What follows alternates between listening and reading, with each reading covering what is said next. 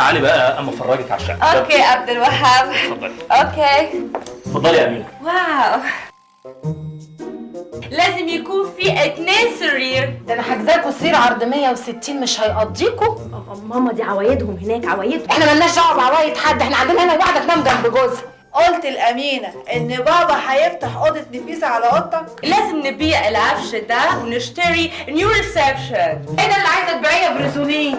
ماما اسمها روزالين يا ماما. بقول لك ايه يا حبيبتي، احنا من اولها كده، اصل احنا ما بنحبش حد يفول علينا. ماما امال العفش ده هيروح فين؟ انا هنقله في اوضه التنجيد وهفرش اوضه لاختك عشان في اي وقت تحب تيجي هي وجوزها تبات وتلاقي حته تبات فيها. بس نوفا متجوزة، ليه تيجي تبات هنا؟ لا ما انت مش واخده بالك بقى ان ده بيت الحاج، واخده بالك يعني ايه؟ يعني بيتها وبيت ابوها، وتيجي في اي وقت وتبات في اي وقت، ومحدش هنا له كلمه في البيت حسه في الدنيا ولا ايه يا عين ام؟ عبد الوهاب، what's happened عبد الوهاب؟ something good. Thanks mom.